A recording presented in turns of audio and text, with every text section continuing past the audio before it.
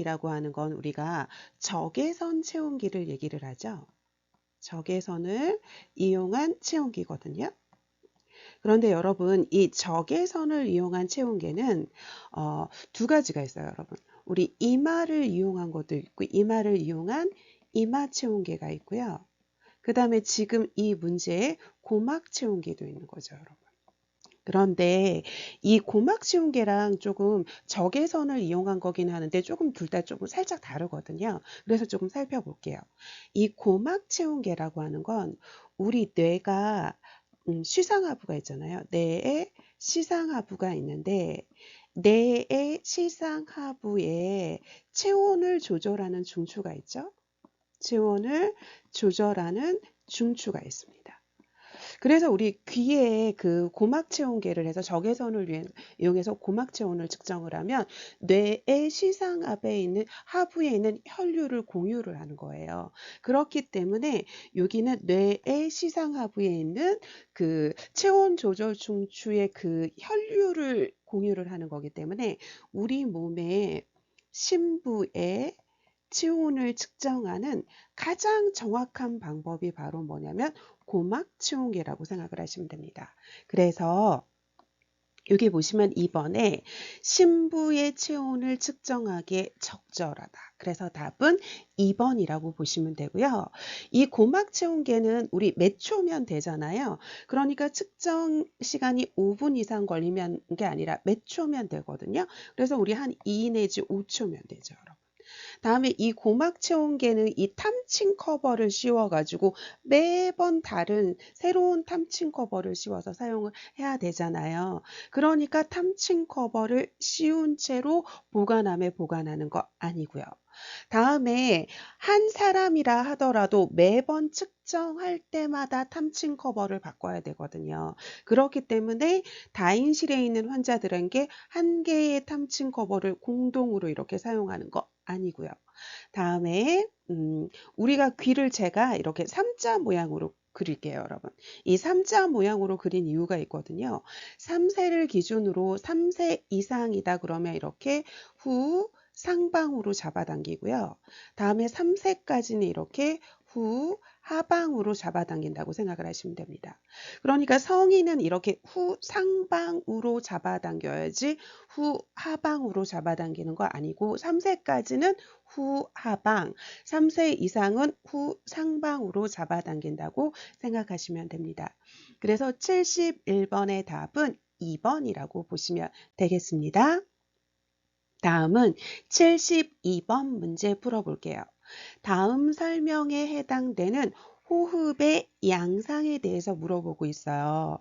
그럼 호흡 리듬이 규칙적이나 호흡이 비정상적으로 깊고 호흡수가 증가하고 여기서는 이게 키포인트죠, 여러분. 당뇨병성 케톤산증에서 발생을 한대요. 그러면 이걸 우리가 뭐라고 하는 거냐면 우리가 케톤성 당뇨병 혼수 상태에 빠진 거죠, 여러분. 당뇨병 이렇게 혼수 상태에 빠진 거죠. 그럼 이런 케톤성 당뇨병 홍수 상태에 있을 때 나타나는 호흡을 우리 무슨 호흡이라고 하냐면 쿠스마울 호흡이라고 하잖아요. 그래서 이건 당뇨병에서 나타나는 호흡이기 때문에 호흡할 때마다 단내가 나죠, 여러분. 호흡할 때마다 단내가 나는데 이걸 우리가 호흡할 때마다 과일 향이 난다라고 얘기하는 거 있잖아요. 그래서 여러분들이 당뇨병, 케톤성 당뇨병 혼수 상태에서 나타나는 건 쿠스마울 호흡이니까 여기서 당뇨병이 나타났으니까 답은 당뇨병이 보기로 주어졌으니까 답은 쿠스마울 호흡 4번이라고 고르시면 되겠습니다. 다음은 다른 호흡에 대해서도 조금 살펴보도록 할게요. 그럼 우리 여기서 보시면 비호흡이라고 나와 있잖아요. 그럼 우리 정상 호흡을 한번 살펴보면 정상 호흡을 보면 1분에 12에서 20회가 정상이잖아요. 이게 1분에 12에서 20회가 정상이죠. 그럼 이럴 때 12회 이하이면 우리가 서호흡이라고 얘기를 하고요. 다음에 20회 이상이다 그러면 우리가 빈호흡 흡이라고 얘기를 하죠. 그리고 우리 앞에서 봤던 거를 조금 살펴보면 이 12회 이하의 이 서호흡 이 부작용인 건 우리 마약성 진통제, 물핀 같은 마약성 진통제의 부작용이 바로 서호흡이잖아요. 그렇기 때문에 이 마약성 진통제를 투여하기 전에는 반드시 호흡수를 측정을 해서 만약에 대상자의 상태가 서호흡이다 그러면 투여를 하면 안 되고 보고를 해야 되는 거죠. 그래서 여기 빈호흡은 1분에 20회 이상인 호흡을 얘기를 하는 거고요. 다음에 2번에 자의호흡이라고 하는 건 뭐냐면요, 여러분. 일단 지우고요. 자의호흡이라고 하는 건 뭐냐면요, 여러분. 우리 이렇게 횡격막이 있다라고 생각을 해보세요. 그럼 여기에 이렇게 횡격막이 있는 거죠. 이렇게 횡격막이 있으면 이 횡격막 위를 흉부라고 하고 횡격막 아래를 우리가 복부라고 얘기를 하잖아요. 그리고 이 횡격막 흉부에 이렇게 양쪽에 이렇게 폐가 이렇게 두 개가 있는 거잖아요. 그럼 우리가 산소를 들이마시는 흡기를 하게 되면 폐가 확장을 하게 되고 그 다음에 이산화탄소를 내뱉는 호기를 하면 폐가 다시 축소가 되죠. 그래서 우리가 호흡할 때마다 폐가 확장됐다가 줄어들었다 확장됐다가 줄어들었다 횡격막이 내려갔다 올라갔다 내려갔다 올라갔다 이렇게 호흡을 하고 있는 거잖아요. 그런데 우리 대상자가 이렇게 누워있는 앙화일을 하게 되면 횡격막 위로 올라오거든요. 그럼 흉부의 공간이 좁아지면서 폐가 확장하기가 힘듭니다, 여러분. 그래서 호흡하기 힘들어지거든요. 그럼 이럴 때 이렇게 45도 각도로 앉으면 45도 각도로 앉는 이 반좌일을 취하잖아요. 그럼 횡격막이 최대한 내려와서 흉부의 공간이 넓어지기 때문에 폐가 최대한 확장할 수 있어서 호흡하기 용이한 체위가 되거든요. 그래서 우리가 호흡곤란 환자한테 상체를 올려준다는 표현을 하는 게 바로 요것 때문이라고 생각을 하시면 되거든요. 그러니까 우리가 호흡곤란 환자가 누워있으면 호흡을 하기 힘드니까 앉아서 호흡하려고 하는 걸 바로 뭐냐면 자위호흡이라고 하는 거고요. 다음에 비호흡을 먼저 안 보고 우리 체인스톡 호흡부터 먼저 살펴보도록 할게요. 그럼 이 체인스톡 호흡도 굉장히 중요한 호흡 중에 하나거든요. 그러면 이 체인스톡 호흡이라고 하는 건 바로 뭐냐면 임종시에 나타나는 호흡이죠, 여러분. 우리가 임종시에 나타나는 호흡을 체인스톡 호흡이라고 하는데 임종이 되면 우리 무호흡 있죠. 이런 무호흡, 호흡이 안 나타나는 무호흡하고 그 다음에 너무 빠른 이 과도호흡, 너무 빠르게 호흡을 하는 이 과도호흡이 이 호흡이 교대로 이렇게 번갈아 가면서 나타나는 걸 체인스톡 호흡이라고 하거든요. 그래서 체인스톡 호흡은 임종시에 나타나는 호흡이라고 생각하시면 됩니다. 다음에 마지막으로 이 비호흡에 대해서 살펴보도록 할 건데요. 비호흡은 우리 뇌질환 있잖아요. 뇌질환이나 이렇게 호흡기 질환에서 이렇게 나타나는 호흡인데 우리 뭐 뇌수막염이나 이런 뇌질환이 생겼을 때 뇌압이 상승했을 때 나타나는 호흡이거든요. 그래서 얘도 바로 뭐냐면 무호흡이 나타나다가 그 다음에 빠른 호흡이 교대로 나타나기는 하는데 이 체인스톡 호흡이랑 다른 건 뭐냐면 체인스톡 호흡은 이게 교대로 나타나면서 호흡의 깊이가 굉장히 막 이렇게 깊어다가 낮아졌다가 깊어졌다가 낮아졌다 그러는데 비호흡은 호흡의 그 깊이가 이렇게 일정한 빠른 호흡이 나타났다가 무호흡이 나타났다가 일정하게 빠른 호흡이 나타났다가 그 다음에 무호흡이 나타났다가 하는 게 바로 뭐냐면 비호흡이라고 생각하시면 됩니다. 그래서 여기는 당뇨병에 대해서 물어보고 있으니까 4번에 쿠스마울 호흡이라고 생각하시면 되겠습니다. 다음은 우리 73번 문제 풀어볼게요. 노인 환자의 일상적인 식사를 돕는 방법으로 옳은 걸 물어보고 있잖아요. 여러분, 노인분들은 전반적인 기능이 다 떨어지신 분들이죠. 그러니까 노인분들은 소화기계의 기능도 떨어지죠, 여러분. 소화기계의 기능이 떨어진단 말이에요. 그래서 소화가 잘 안 돼요. 그러니까 빨리 먹으면 안 되고 천천히 먹어야 되고요. 다음에 소화기계 기능이 떨어졌으니까 한꺼번에 많은 음식을 먹으면 소화를 못 시키겠죠. 그러니까 우리가 조금씩 자주 섭취해야겠죠. 조금씩 자주 섭취해야 되고 소화기계 기능이 떨어지기 때문에 우리가 밥 먹자마자 누우면 소화가 더 안 되잖아요. 그러니까 식사 후에 30분 정도 앉아 있도록 하는 건 좋은 거겠죠, 여러분.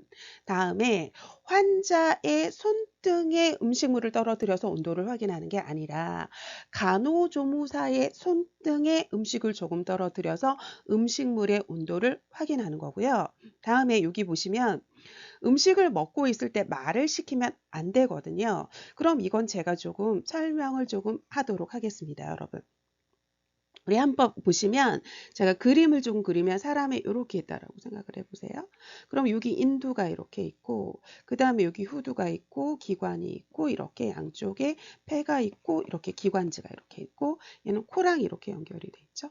그 다음에 이렇게 구강하고 연결되어 있으면서 식도가 이렇게 있죠. 식도가 이렇게 있고 위가 이런 식으로 있는 거잖아요. 그죠?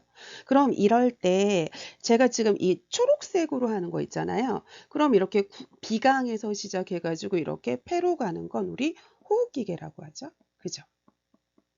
다음에 제가 이렇게 지금 보라색으로 하는 거 있잖아요. 구강에서 시작해서 이렇게 위로 끝나는 거 있잖아요. 얘는 우리가 소화기계라고 얘기를 하죠. 소화기계라고 하는데 우리 보시면 여기 이 파란 걸로 된 여기 부분을 인두라고 하잖아요. 그럼 이 인두는 초록 색깔도 있고 보라 색깔도 있죠. 그러니까 이 인두는 소화기계이기도 하면서 호흡기계이기도 한 이 두 가지를 겸하고 있는 장기거든요. 그런데 우리가 나이가 들면 제가 소화기계 기능이 떨어진다 그랬잖아요. 그러니까 잘 삼키지 못해요. 우리가 삼킴 장애에 똑같은 말로 연하곤란이라고 하죠. 연하곤란이 생깁니다, 여러분. 그러면 우리가 음식물을 삼키면 여기 있는 위에 있는 소화기계로 가야 되는데 잘 이게 삼키지 못하면 기능이 떨어지니까 이렇게 호흡기계로 넘어갈 수 있거든요. 그럼 이걸 갖다가 우리 뭐라고 하는 거냐면 사례가 걸린다고 얘기를 하죠. 그래서 노인이 되면 사례가 잘 걸리고 사례가 걸리면 음식물이 호흡기계로 넘어가니까 우리가 흡인성 폐렴이 생기죠, 여러분. 흡인성 폐렴 같은 게 생긴다고 생각을 하시면 되거든요. 그래서 우리가 이 사례를 예방을 해야 돼요, 여러분. 그럼 이 사례를 예방을 해야 되는데 여기 있는 호흡기계에 여기에 말하는 성대가 있습니다, 여러분. 그러면 말을 하면 호흡기계가 막 움직이는 거예요. 말을 하면 호흡기계가 움직이면 음식물이 여기가 막 움직이니까 음식물이 일로 쑥 들어가 버려서 오히려 호흡기계로 들어가서 사례에 잘 걸리거든요. 그렇기 때문에 음식을 먹을 때는 어르신들 같은 경우에는 연하곤란이 있어서 호흡기계로 쑥 넘어갈 수 있기 때문에 식사 시에 말을 시키지 않는 게 좋습니다, 여러분. 그래서 73번의 답은 3번이라고 보시면 되겠습니다. 다음은 74번 문제 풀어보도록 할게요.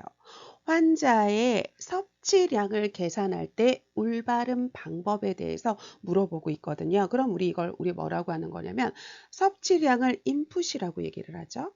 다음에 우리 배설량을 아웃풋이라고 얘기를 하잖아요.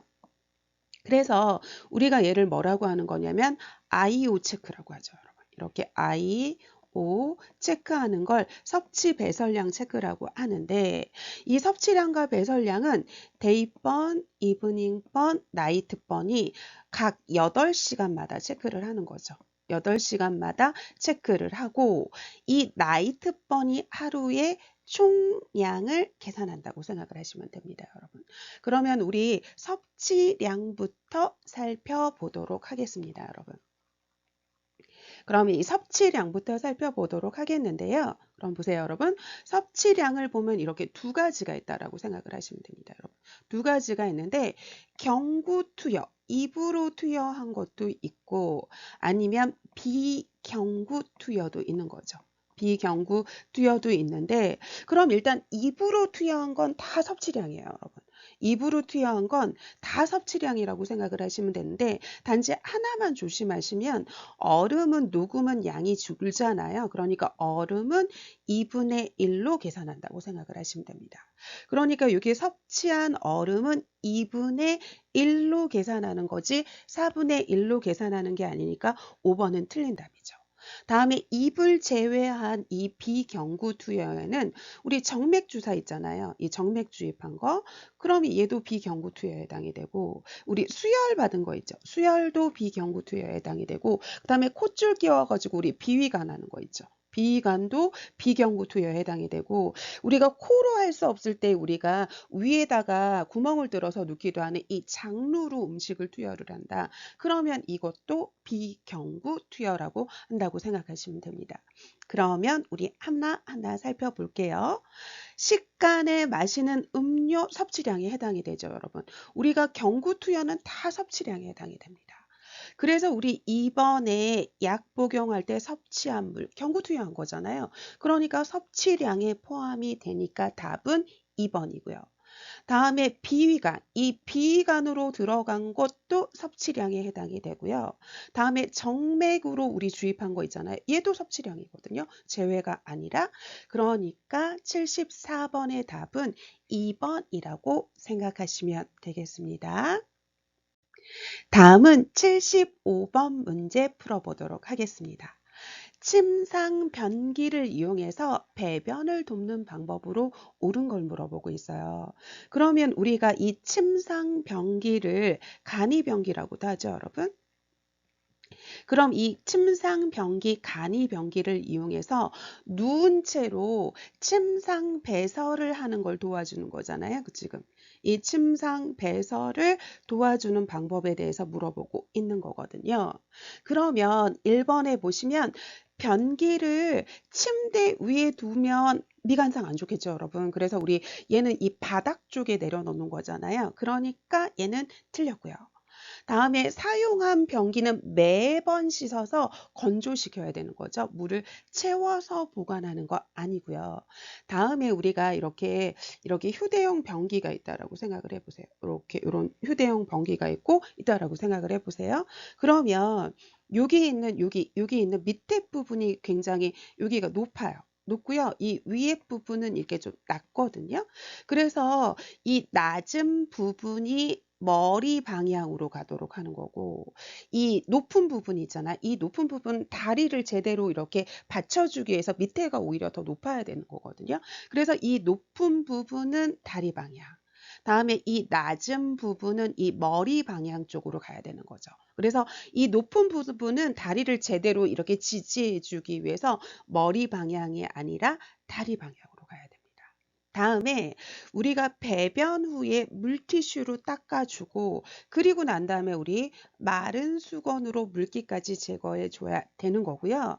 다음에 우리가 항문에서 음부 쪽으로 닦는 게 아니라 음부에서 항문 방향으로 닦아주는 거잖아요. 그래서 여기 이렇게 보시면 여기가 이렇게 있잖아요. 그죠? 그럼 요도 7 항문이 있는 거죠. 여기가 요도고요. 그 다음에 여기가 7이고 여기가 항문이잖아요. 그러면 여기가 항문이잖아요. 그럼 요럴 때 보세요. 이렇게 항문을 이렇게 음부에서 항문 방향, 이 음부에서 항문 방향으로 닦아줘야 되는 거죠. 다음에 우리가 어르신이나 이렇게 움직이지 못하는 이런 대상자 환자분을 이렇게 도와드릴 때는 이 대상자에 남아있는 잔존 기능을 유지시켜 주기 위해서 스스로 할 수 있는 건 스스로 하게 하고 할 수 없는 부분만 간호조무사가 도와줘야 되는 거거든요. 그러면 이렇게 남아있는 잔존 능력을 유지하기 위해서 보세요. 이렇게 협조 가능한 대상자는 협조하게 해야 돼요. 그런데 협조가 불가능한 대상자는 간호조무사가 도와줘야 되는 거거든요. 그럼 이럴 때 협조가 가능하다 그러면 협조하게 해서 이렇게 그 기능을 사용해서 남아있는 잔존 기능을 유지하게 해야 되니까 대상자를 이렇게 눕혀서 무릎을 세우게 합니다, 여러분. 그래서 이 두 다리에 힘을 주고 엉덩이를 들어 올리게 해서 이렇게 변기를 넣어주고 빼준다고 생각을 하시면 되거든요. 그런데 협조 불가능한 경우는 엉덩이를 들어 올려줄 수 없잖아요. 그러니까 이 대상자를 옆으로 눕혀서 변기 대주고 그리고 똑바로 눕히고 그리고 침대 상부를 올려줘서 배에 힘을 주기 쉬운 자세를 만들어주고 그 다음에 배설이 다 끝나면 침대 상부를 내려주는 거죠. 그래서 여기 4번에 움직일 수 없는 부동 환자는 엉덩이를 들 수 없기 때문에 옆으로 놓인 취기를 취해서 변기 대주고 그리고 다시 똑바로 눕혀가지고 배설할 수 있도록 해주는 거니까 75번의 답은 4번이라고 보시면 되겠습니다. 다음은 우리 76번 문제 풀어보도록 할게요. 여성 대상자 환자의 단순 도뇨를 돕는 방법으로 옳은 걸 물어보고 있거든요. 그러면 여기를 보시면 이렇게 할까요? 여러분 보세요. 대상자가 이렇게 누워 있어요. 그럼 대상자가 누워 있으면 이렇게 무릎을 세워야지만 무릎을 세우는 순간 배에 힘이 빠지거든요. 우리 카테타를 여기 보시면 여기가 요도잖아요. 그죠? 요도 질 항문이면 보세요. 카테타를 여기 요도에 이렇게 삽입을 하려면 배에 힘을 주면 이게 요도 삽입이 안 돼요. 그러니까 배에 힘을 빼주기 위해서 무릎을 세우면 배에 힘이 빠지거든요. 그러니까 이 무릎을 세우는 배행와이를 해주는 거죠. 배행와이를 취해주는 거죠. 그래서 심스체이 아니고요. 다음에 삽입할 때 이게 잘 들어가게 하기 위해서 우리 도뇨관, 이 카테타 끝에 수용성 윤활제를 바른다. 맞습니다. 그러니까 답은 2번이고요. 다음에 무릎을 세우는 이유가 복부의 힘을 빼려고 하는 거잖아요. 다음에 이 도뇨관을 삽입할 때 남자는 이 요도의 길이가 좀 길잖아요. 그리고 여자는 요도의 길이가 짧죠. 그러니까 여자는 한 5 내지 6cm 정도 삽입하고요. 남자가 18 내지 20cm 정도 삽입하는 거거든요. 그런데 여기는 여자를 물어보고 있으니까 틀렸죠, 여러분. 다음은 77번 문제 풀어보도록 할게요. 모든 종류의 미생물을 사멸할 수 있는 높은 수준의 소독제에 대해서 물어보고 있거든요. 여러분 우리 이 간호조무사 국시에서 높은 수준의 소독이 뭐가 있고 중간 수준의 소독이 뭐가 있고 낮은 수준의 소독이 뭐가 있고까지는 나왔는데 이 소독제의 종류에 대해서 물어본 건 이번이 처음이거든요. 그러면 여기 이제는 기출문제에 이게 나왔다는 건 이것도 우리가 알아야 된다는 거거든요. 그러면 우리 살펴볼게요. 우리 소독은 높은 수준의 소독이 있고요. 다음에 이렇게 중간 수준의 소독이 있고요. 그 다음에 이렇게 낮은 수준의 소독이 있어서 이렇게 세 가지가 있다라고 생각을 하시면 돼요. 높은 수준의 소독, 중간 수준의 소독, 낮은 수준의 소독이 있는데요. 그럼 일단 요것부터 볼게요, 여러분. 우리가 소독의 개념이 있고 그 다음에 우리 멸균의 개념이 있는 거잖아요. 그러면 멸균은 아포를 포함한 모든 균을 사멸하는 건 멸균이라고 하고 소독은 아포를 제외한 균을 사멸을 하면 소독이라고 하잖아요. 그러니까 이건 소독제의 종류니까 이렇게 모든 아포를 다 죽일 수는 없다는 건 이거는 기본 전제에 깔려 있는 거라고 생각을 하시면 되고요. 그러면 이 높은 수준의 소독은 모든 아포를 사멸할 수는 없습니다. 그런데 이 높은 수준이기 때문에 일부 아포균 죽일 수 있어요. 일부의 아포균을 얘를 갖다가 사멸할 수 있어요. 이 사멸이 가능한 게 높은 수준이고 그런데 이 중간 수준은 아포균 사멸할 수 없습니다, 여러분. 이 아포균 사멸할 수 없어요. 그런데 이 낮은 수준의 소독 있잖아요. 얘는 아포균도 사멸할 수 없고요.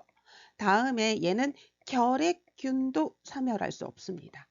이게 지금 낮은 수준이라고 생각을 하시면 되고요. 높은 수준은 일부의 아포균을 사멸하고 중간 수준은 아포균 사멸 안 되고 낮은 수준은 아포균도 안 되고 결핵균도 안 된다고 생각하시면 됩니다. 그럼 여기 문제는 높은 수준의 소독제를 얘기를 하고 있잖아요. 그럼 이 높은 수준의 소독제에 해당되는 게 대표적으로 과산화수소입니다, 여러분. 과산화수소 H2O2, 그죠? 그래서 H2O2 이 과산화수소가 높은 수준이고요. 그 다음에 여기 있는 글루타알데히드가 높은 수준의 소독인데 얘가 글루타알데히드는 여기 나온 2%도 그렇고요. 2%, 2.5%의 이 글루타알데히드가 높은 수준의 소독이거든요. 그러니까 77번의 답은 4번이라고 보시면 됩니다.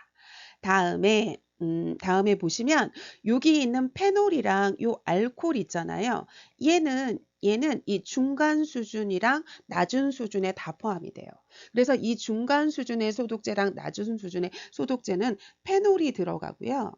그 다음에 이 70%에서 90%의 알코올이 들어갑니다. 다음에 여기 보시면 여기 보시면 4급 암모늄염 있죠. 이 4급 암모늄염은 이 낮은 수준의 소독에 해당이 되고요. 그 다음에 이 0.5% 클로로헥시딘 있잖아요. 이 클로로헥시딘은 좀 안 보이니까 조금 지울게요, 여러분. 그럼 여기 보시면 여기 있는 클로로헥시딘 있잖아요. 여기 이 클로로헥시딘은 얘가 치과용에서 사용하기도 하고 우리 손소독제로 사용하기도 하거든요. 그래서 이 클로로헥시딘도 낮은 수준입니다. 그래서 암모늄염 다음에 암모늄염 클로로헥시딘은 낮은 수준이라고 생각을 하시면 됩니다. 그래서 여기 77번의 답은 높은 수준을 얘기하고 있으니까 여기 글루타알데히드라고 생각하시면 돼서 답은 4번이라고 보시면 됩니다. 다음은 우리 78번 문제 풀어보도록 할게요. 그럼 우리 78번에 보시면 고압증기멸균법을 적용할 수 있는 물품에 대해서 물어보고 있거든요. 그럼 이 고압증기멸균은 우리 병원에서 가장 많이 사용하는 방법이 이거잖아요. 그럼 우리 멸균법마다 종류를 외우지 마시고요. 이거의 정의를 조금 알아두시면 좋거든요. 그럼 이 고압증기는 고압이니까 이 높은 압력 있죠.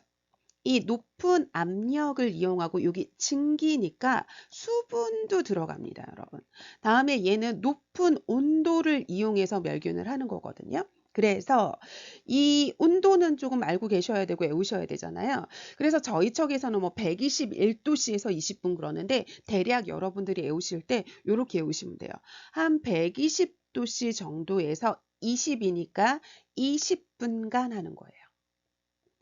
다음에 온도를 높여서 135도씨에서 한다. 그럼 얘가 3하고 5잖아요. 그러니까 얘가 3 내지 5분간 멸균하는 거라고 생각을 하시면 됩니다. 그래서 보세요. 여기 보시면 120, 20이니까 20분. 다음에 135, 3하고 오니까 3 내지 5분. 그래서 얘가 3분, 5분 정도밖에 안 걸리니까 시간이 굉장히 적게 걸려서 이게 굉장히 돈이 안 드는 경제적이고 효율적인 방법이에요. 그러니까 우리 병원에서 가장 많이 사용한다고 생각하시면 되거든요. 그런데 그러면 이게 수분하고 높은 온도를 사용한다 그랬잖아요. 그러니까 이 높은 온도에서 견딜 수 없는 건 고압증기 멸균을 사용할 수 없습니다. 그래서 우리가 고무라던가 플라스틱은 이 높은 온도를 견딜 수 없잖아요. 그러니까 얘는 고압증기 멸균이 안 돼요. 그러니까 이거는 우리 이오가스 멸균을 해주거든요. 이오가스 멸균을 해주는데 이 이오가스 멸균은 55도씨에서 한 105분 정도 해주는 거거든요. 그러면 이게 100도씨 넘고 막 이러는데 얘는 55도씨잖아요. 그래서 우리가 얘를 우리 이오가스 멸균은 우리 뭐라고 하는 거냐 55도씨라서 냉멸균이라고 얘기를 하거든요. 그래서 이 높은 온도에서 견디지 못하는 고무라던가 플라스틱은 이렇게 이오가스 멸균을 해주는데 여기 있는 도뇨관, 직장관, 산소 마스크, 그 다음에 중심 정맥관이 다 이오가스 멸균. 이 높은 온도에서 견딜 수 없잖아요. 그러니까 얘는 아니고요. 다음에 이 수술용 가위는 하나만 더 하면 수분을 견딜 수 없는 것도 고압증기 멸균 안 돼서 파우더 같은 거 안 됩니다, 여러분. 다음에 이렇게 뭐 우리가 왜 이게 그래서 고압증기 멸균은 여러분들이 이 높은 온도 견딜 수 없는 거, 수분 견딜 수 없는 거는 고압증기 멸균을 할 수 없다라고 생각을 하시면 돼요. 그러면 여기 이제 5번에 보시면 이 수술용 가위는 이 수술용 가위는 높은 온도도 수분도 견딜 수 있는데 대신 이 날카로운 이 끝에 부분이 이렇게 무뎌지거나 이러면 안 되잖아요. 그러니까 고기는 이렇게 꺼지로 감싸서 한다라고 생각을 하시면 됩니다, 여러분. 그래서 답은 5번이라고 보시면 되겠습니다. 다음은 79번 문제 풀어보도록 할게요. 외과적인 무균수를 적용한 거니까 우리 멸균에 대해서 물어보고 있는 거죠, 여러분. 멸균에 대해서 물어보고 있는 거예요. 그러면 여기 보시면 여기 젖어 있죠, 여러분. 그럼 이렇게 젖어 있는 건 우리가 오염된 걸로 간주합니다, 여러분. 다음에 여기 있는 포셉, 여기 있는 겸자를 위로 올리면 안 되고 아래로 내려야 되잖아요. 그러니까 얘는 멸균이 아니라 오염된 거고요. 다음에 3번에 보시면 이 멸균 방포를 펼 때 위를 먼저 펴고 그 다음에 오른쪽, 왼쪽, 그 다음에 아래쪽 방향으로 하는 거잖아요. 그런데 지금 윗방향을 먼저 펴주고 있으니까 3번 맞죠. 다음에 여기 있는 용기 뚜껑을 들을 때 우리가 들 때는 이렇게 용기 뚜껑이 있다라고 생각을 해보세요. 그리고 여기가 만약에 내면이라고 생각을 해보세요. 그럼 들고 있을 때는 내면이 아랫방향으로 놓게 하는 거고요. 만약에 바닥에 놓는다 그러면 이 내면이 위로 오도록 해야 되는데 이거는 지금 들고 있는 거니까 내면이 아랫방향이 오도록 들고 있어야 되는데 윗방향이 오도록 들고 있으니까 틀렸고요. 다음에 여기 손이 포에 닿으면 안 되죠, 여러분. 그러니까 79번의 답은 3번이라고 보시면 되겠습니다. 다음은 우리 80번 문제 풀어보도록 할게요. 공기주의 지침은 공기로 감염이 될 수 있다라는 거잖아요. 그럼 공기 감염이 바로 뭐냐면 우리 호흡기계 감염이라고 생각을 하시면 되죠. 이 호흡기계 감염인데 호흡기 감염성이 굉장히 높은 환자를 우리 공기주의 지침에 해당이 되는 건데 그러면 우리가 격리가 두 가지가 있잖아요, 여러분. 격리가 두 가지가 있는데 음압 격리가 있고요. 그 다음에 또 뭐가 있냐면 양압 격리가 있는 거죠. 양압 격리가 있는데 우리가 이 음압은 감염병 환자를 격리시키는 겁니다, 여러분. 감염병 환자를 격리시켜서 우리 보통 사람들을 보호하는 거죠. 이 감염병 환자로부터. 그런데 이 양압 격리는 우리 백혈병이라던가 이렇게 면역력이 떨어진 사람들 있죠. 이렇게 면역력이 이렇게 떨어진 사람들을 보호하기 위해서 해주는 거라서 우리 이 정상 사람들한테 이렇게 떨어져서 이 사람들을 보호해 주려고 해서 이 양압 격리를 우리가 보호 격리라고도 하거든요. 그러면 여기 보시면 우리가 압이라고 하는 거 있잖아요. 이 압은 높은 곳에서 낮은 곳으로는 갈 수 있어요. 근데 낮은 곳으로는 높은 곳은 갈 수 없다라고 생각을 하시면 돼요. 그러면 이 음압 격리일 때 이렇게 병실을 이게 이 압을 조절할 수 있는 병실, 이 감염병 환자를 갖다가 여기 병실을 음압으로 만들어 버리는 거예요. 이 환자가 이렇게 있을 때 그럼 음압으로 만들어 버리면 여기 저절로 바꾼 양압이 되거든요. 그러면 보세요. 양압이면 압이 높죠. 그런데 음압이면 압이 낮죠? 그죠?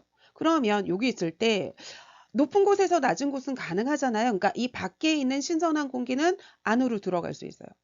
이 밖에 있는 신선한 공기는 안으로 들어갈 수 있는데 감염병 환자가 있는 이 공기는 밖으로 나오면 안 되는 거죠, 여러분. 그죠?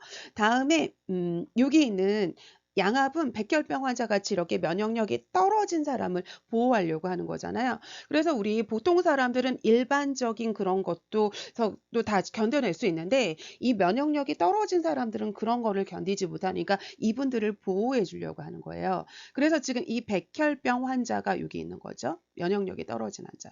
그러면 여기를 양압으로 맞춰놔요. 그럼 이 병실 밖은 저절로 음압이 되거든요. 그러면 여기는 음압이 되면서 압이 떨어졌죠? 그죠? 여기는 압이 떨어졌어요.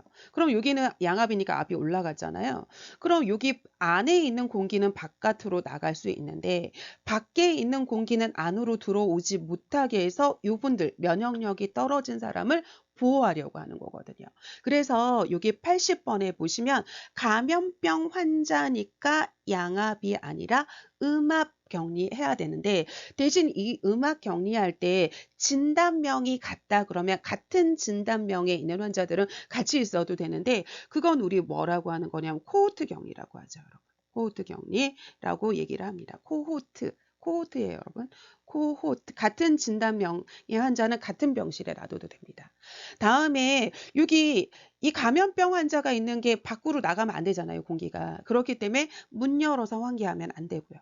다음에 여기 보시면 병실에 호흡기 감염이기 때문에 간호조무사 당연히 수술용 마스크가 아니라 N95 마스크 써야죠. 균의 90%까지 제거가 되는 N95 마스크, 수술용 마스크가 아니라 N95 마스크 착용해야 되는 거고요. 다음에 좀 지울게요. 글씨가 안 보여서. 그럼 여기 보시면 보세요. 그래서 병실 내에서 환자는 마스크를 착용하는 게 아니고 우리 의료진이나 감염될 우려가 있는 사람이 들어갈 때 N95 마스크 착용하는 거고 그래서 병실에 들어가는 간호조무사는 수술용 마스크가 아니라 N95 마스크 쓰는 거고요. 다음에 좀 지우고 이 마지막 번호를 좀 설명하도록 하겠습니다. 그럼 이럴 때 여러분 보세요. 원래 이 공기주의 지침을 유행해서 격리하는 환자는 환자를 병실 밖으로 이동하게 하지 않습니다, 여러분. 않는 게 원칙이기는 해요. 하지만 여기 보시면 의학적으로 필요하다 하면 이동하게 합니다. 그런데 의학적으로 필요하다 하면 이동하게 하는데 최소한의 시간으로 나가야 되는 거고요. 이동할 때 의료진도 함께 나가야 되는 거죠, 여러분. 다음에 이 공기주의 지침에 있는 환자를 돌보는 의료진은 이 홍역이라던가 수두라던가 이런 호흡기 감염되는 거에 대한 질환에 대한 항체가 형성된 사람만 할 수 있다라고 생각을 하시면 됩니다. 그래서 80번의 답은 5번이고요. 여러분 이게 굉장히 좀 우리 실기 시험 문제도 꽤 많잖아요. 그래서 여기서 끊어 가도록 하겠습니다. 여러분 수고 많으셨습니다.